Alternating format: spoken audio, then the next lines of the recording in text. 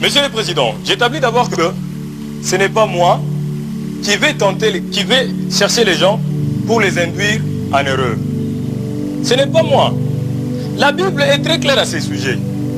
Et je vous prie, pour ce faire, de consulter Jacques, chapitre 1, verset 1 à 12. Vous constaterez que ce que j'ai dit est vraiment vérifié. Si votre délicatesse peut permettre que je prenne la Bible pour que je vous en fasse lecture. Prévenir Satan le diable. Monsieur le Président.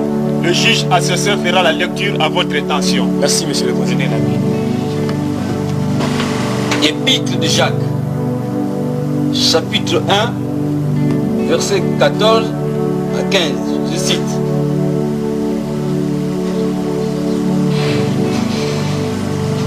Mais chacun est tenté. Et quand il est tenté, il est attiré et pris au piège par son propre mauvais désir. Ensuite, le mauvais désir conçoit et donne naissance au péché. Et quand le péché est pleinement développé, il donne naissance à la mort. Fin de citation. Merci, monsieur. J'espère, monsieur, de l'assistance que nous avons tous suivi. La Bible dit, avec netteté, que mais chacun est tenté, non pas par le diable, mais par son propre mauvais désir. Puis son propre mauvais désir, quand il a conçu, enfante le péché. Et le péché parvenu à son terme produit la mort. Voyez-vous que jusque-là, je ne suis pas engagé. Dieu dit, voici, je mets devant toi les biens et les mal. Mais toi, choisis les biens afin que tu vives. C'est dans Esaïe, Dieu dit ça. Voici, je mets devant toi les biens et les mal. Dieu dit, je mets, c'est Dieu lui-même qui met les biens et les mal devant l'homme. Il dit, mais toi, choisis les biens afin que tu vives. Mais Dieu met les mal. Les mal, c'est quoi? Les mal, c'est qui?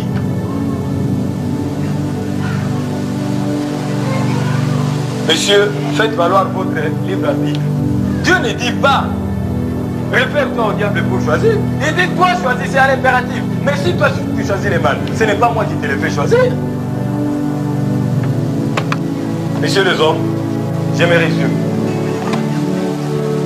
Évitez de tomber dans une erreur irréparable. Vous rendrez compte à Dieu de ce que vous aurez fait de la vie qu'il vous a confiée. Et moi, je rendrai compte à Dieu de ce que je sais. Non, messieurs les hommes, vous êtes tout simplement victimes de votre mauvaise foi. Les hommes de l'époque du Christ voulaient la puissance. Les hommes de l'époque du Christ voulaient la domination. Les hommes de l'époque du Christ voulaient régner. Ils ont refusé Dieu. Ils l'ont crucifié. Vous n'êtes pas mieux, vous. Les hommes de l'époque actuelle.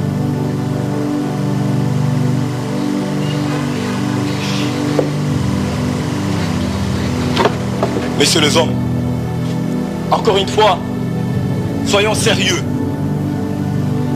Vous êtes des incapables, tous des incapables. Un laps de temps suffit pour qu'on vous retrouve dans des prières de confession interminables.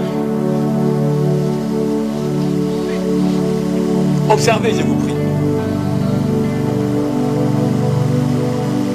Les hommes qui s'efforcent de paraître justes devant Dieu. Eh bien, vous constaterez que je ne compose jamais avec ces personnes-là, bien que par moments, il m'arrive de perturber leur vie. Mais pourquoi pensez-vous que je ne compose jamais avec ces gens-là? Pourquoi? Eh bien, parce que je n'ai pas qualité. Mais pourquoi croyez-vous que je ne compose jamais avec ces gens-là? Eh bien, parce que tout simplement, cela m'est interdit. Je n'ai pas les droits, je n'ai pas le pouvoir de m'immiscer dans leur vie.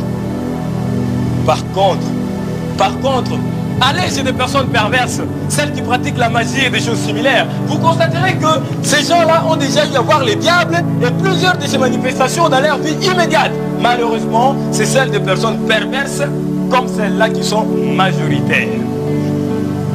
Vous fréquentez les cimetières en quête de puissance dominatrice que les esprits malins procurent aux mauvaises gens. Vous aimez l'argent par-dessus tout. Vous enviez la femme du prochain. Tout cela est réprimé par la Bible, mais vous les faites.